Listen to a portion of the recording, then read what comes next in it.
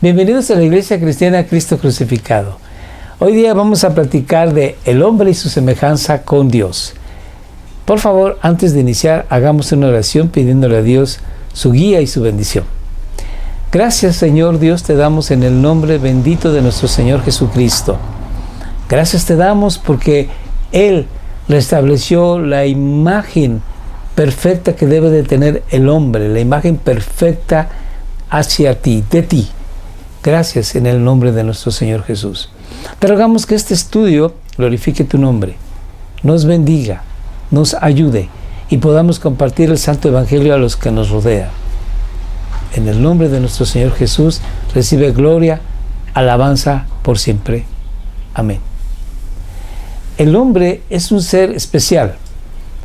Dios lo creó con ciertas virtudes, con ciertos atributos que no tiene la demás creación. Cuando Dios en Génesis 1:26 dice, hagamos al hombre a nuestra imagen y semejanza, quiere decir que el hombre es tan parecido a Dios como un hijo lo es a su padre.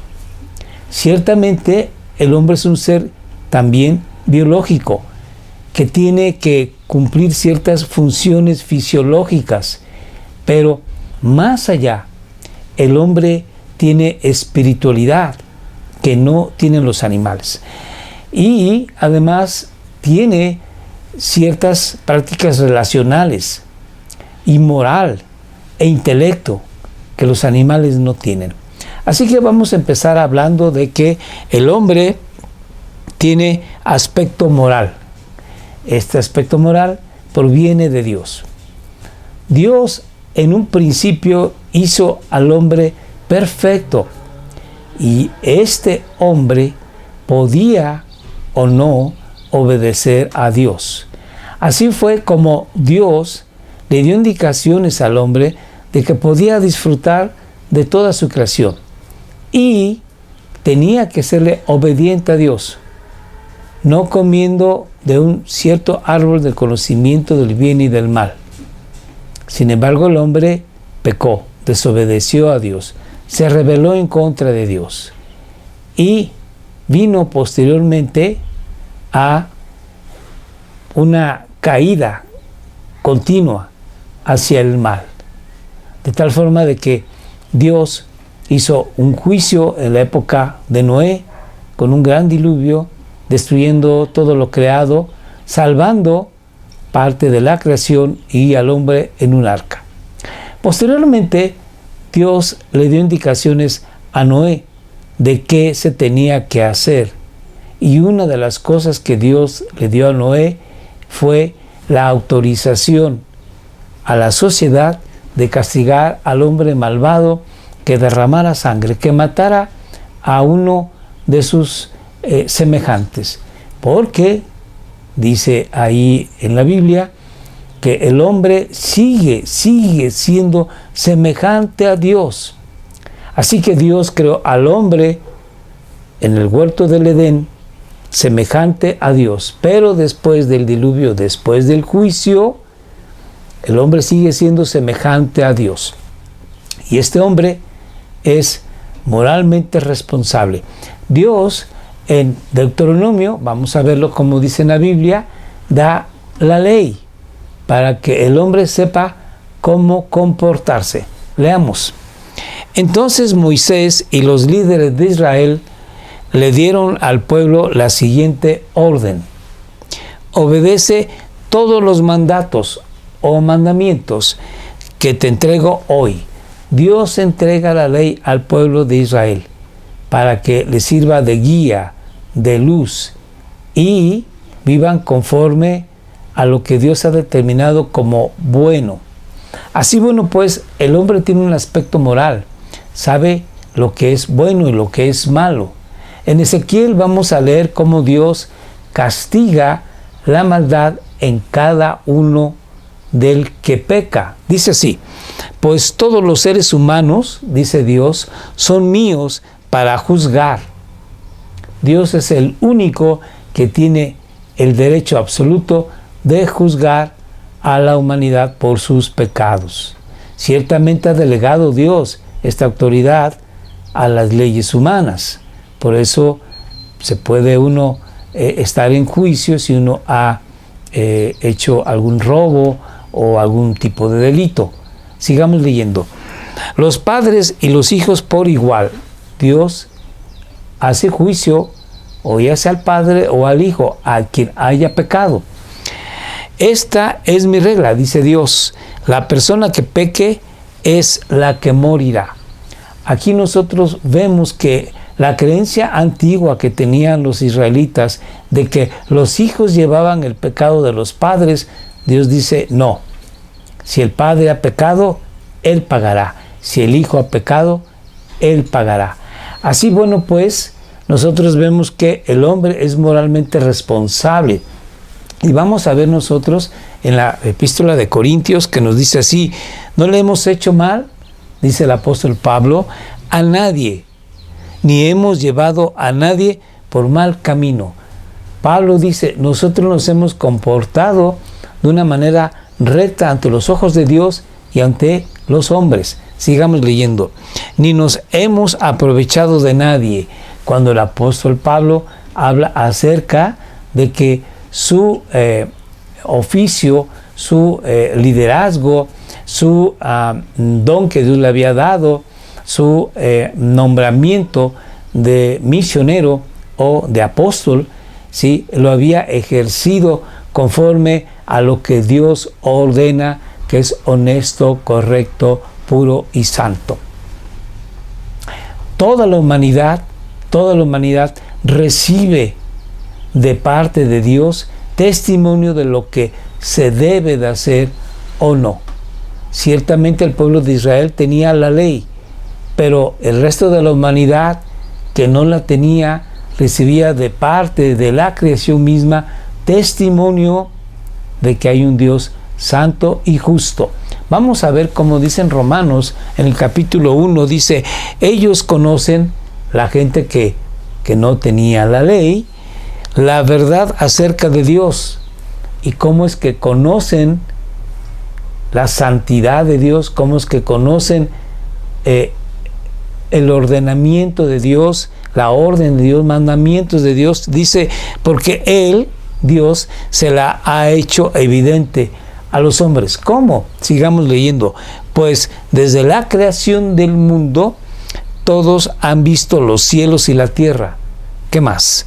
Por medio de todo lo que Dios hizo, ellos pueden ver a simple vista las cualidades invisibles de Dios, su poder eterno y su naturaleza divina. En esta naturaleza divina, ellos saben que Dios es santo, que Dios es justo, que Dios no perdona el pecado. Así que, dice Pablo, no tienen ninguna excusa para no conocer a Dios y sus órdenes, sus mandamientos.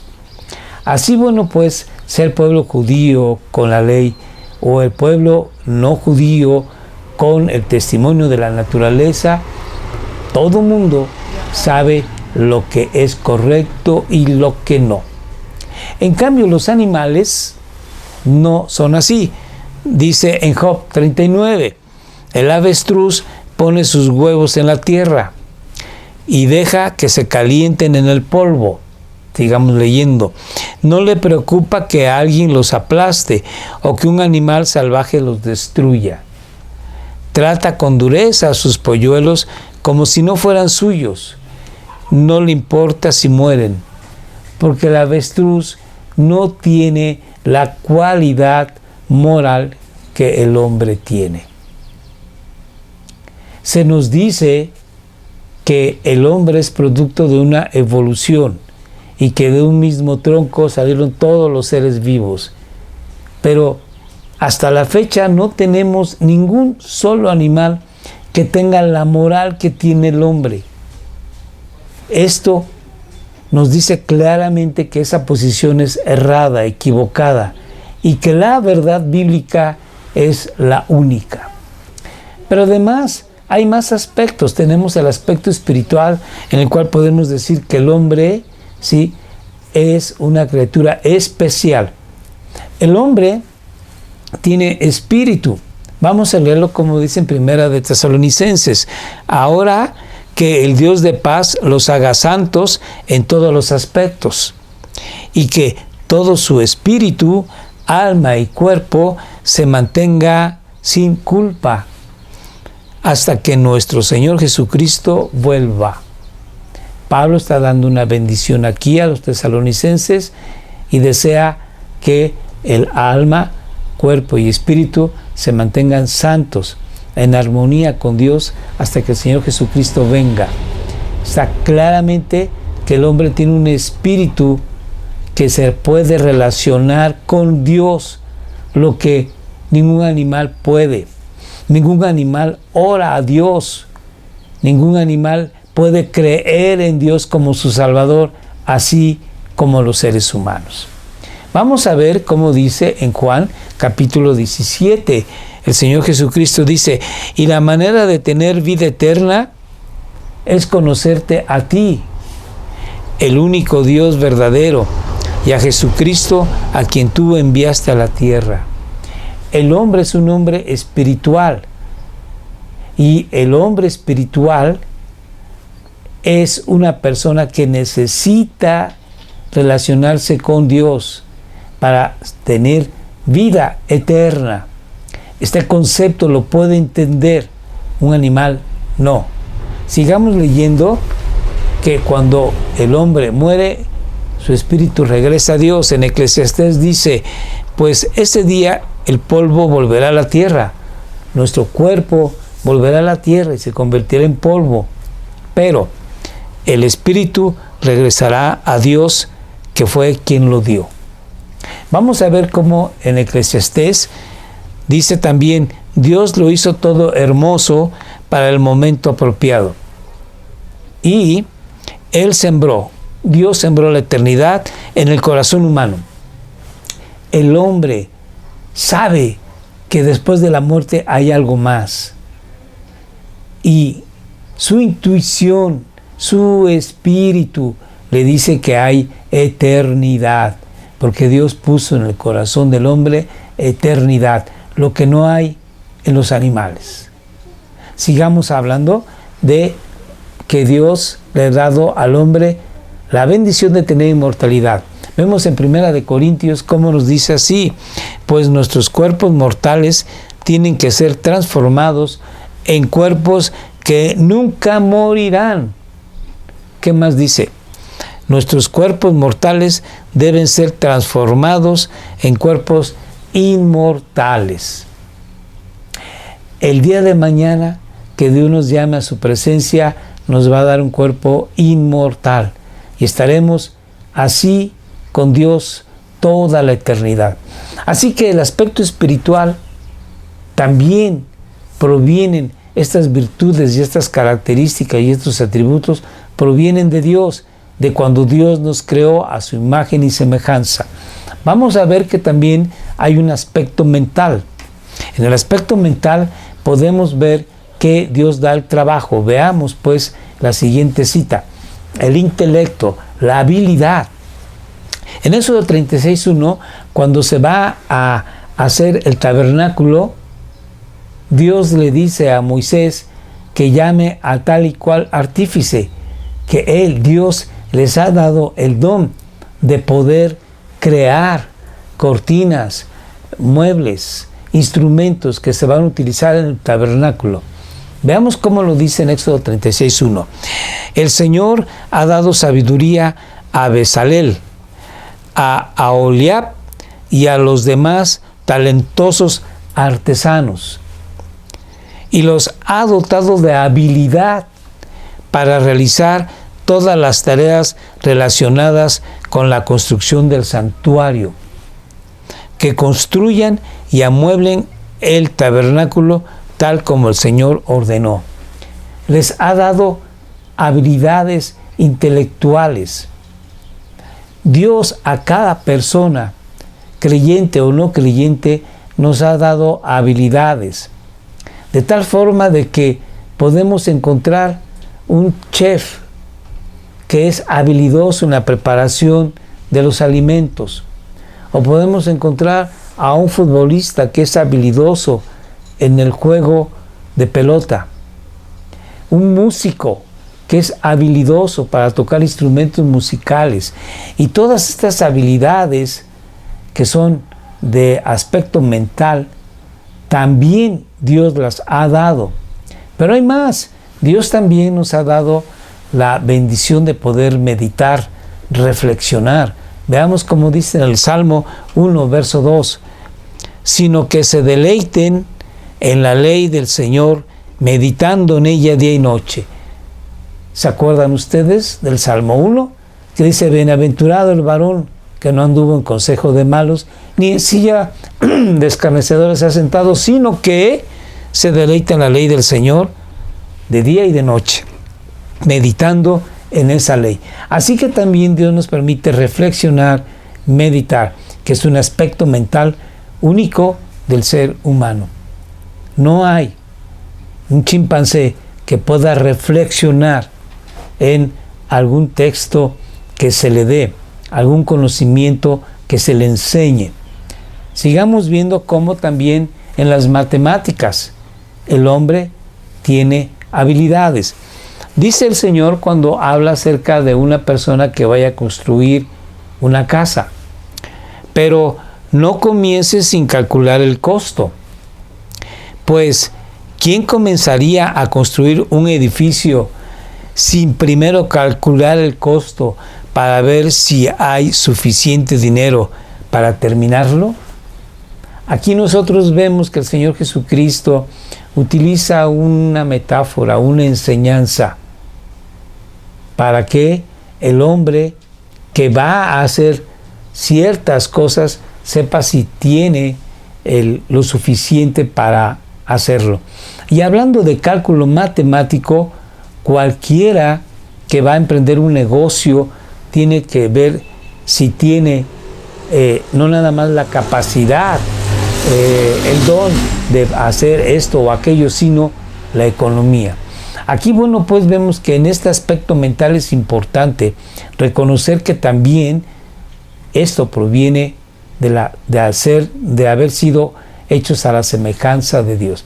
Vamos a ver el siguiente versículo que nos habla acerca de que un niño puede entender la palabra de Dios. Dice, debes comprometerte, Dios le dice al hombre, con todo tu ser a cumplir cada uno de estos mandatos que hoy te entrego. Y repíteselos a tus hijos una y otra vez. Habla de ellos, de estos mandamientos, en tus conversaciones cuando estés en tu casa y cuando vayas por el camino, cuando te acuestes y cuando te levantes. De tal forma que el niño va a aprender la palabra de Dios.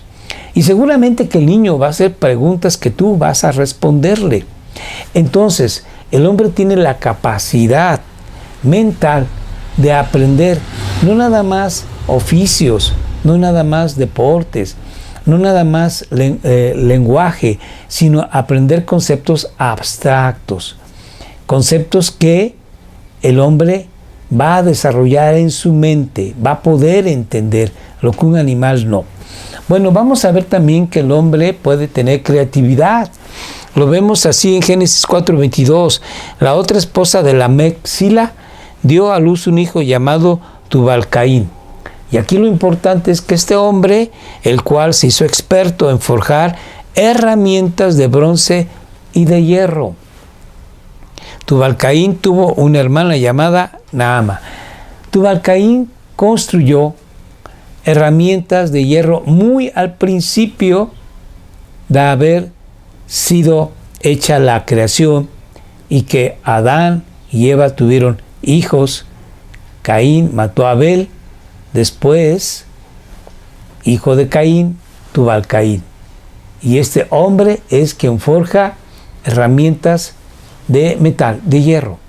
Así que bueno, pues la creatividad sigue siendo un don maravilloso a la semejanza de nuestro Dios.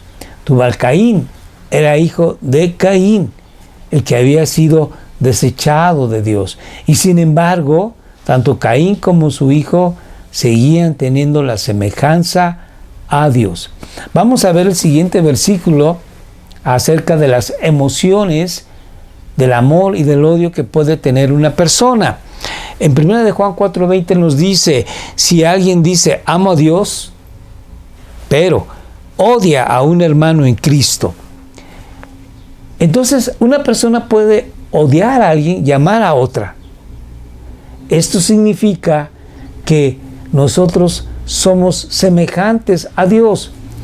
Dios ama lo que es la santidad, pero aborrece, odia el pecado. Así también una persona puede amar y odiar. Vamos a ver el siguiente punto, que es el aspecto relacional. En el aspecto relacional vamos a ver que los hijos pueden relacionarse con los padres y los padres con el hijo. Vamos a verlo como dice aquí. Hijo mío, presta atención cuando tu padre te corrige. No descuides la instrucción de tu madre. Aquí vemos una interrelación de madre y padre con el hijo y el hijo con su madre y con su padre. Pero a lo que los quiero llevar también es a compartir de que dentro del matrimonio va a haber una interrelación entre marido y mujer, entre esposa y esposo, muy semejante esa interrelación a la interrelación que hay en la Trinidad. Ciertamente el hombre y la mujer en el hogar tienen igualdad, pero Dios ha querido que haya una jerarquización de autoridad para que de esta forma se sepa bien qué camino tomar, la dirección que nos indica la cabeza. Vamos a ver cómo nos dice en el siguiente versículo que el hombre y la mujer son iguales ante los ojos de Dios. Ya no hay judío ni gentil, esclavo ni libre, hombre ni mujer, porque todos ustedes son uno en Cristo Jesús. El hombre y la mujer es igual ante los ojos de Dios. Eso no puede quedar a discusión. Vamos a ver el otro versículo que nos habla de un orden jerárquico. Pero hay algo que quiero que sepan. La cabeza de todo hombre es Cristo. La cabeza de la mujer es el hombre. Y se vuelve a reafirmar. Y la cabeza de Cristo es Dios. Entonces, en el orden jerárquico que Dios ha querido es Dios Padre, Jesucristo, el hombre y la mujer. Y la mujer puede decir, ¿por qué yo tengo que estar sujeta a mi marido? Pues es muy sencillo, porque es el vaso más frágil y Dios, como la ama tanto, ha puesto al hombre para que la cuide. El hombre debe de amar a su mujer, la debe de cuidar y responsablemente va a estar sujeto el hombre a Jesucristo, así como el Señor Jesús está sujeto al Padre. Ciertamente en la Trinidad, el Padre, el Hijo y el Espíritu son igualmente Dios. Tienen la misma santidad, el mismo poder, la misma omnisciencia, la misma omnipresencia. Pero Dios quiso que hubiera un orden jerárquico. Dios es el que piensa y dice. El Señor Jesucristo es el que ejecuta. Y el Santo Espíritu es el que sostiene la creación.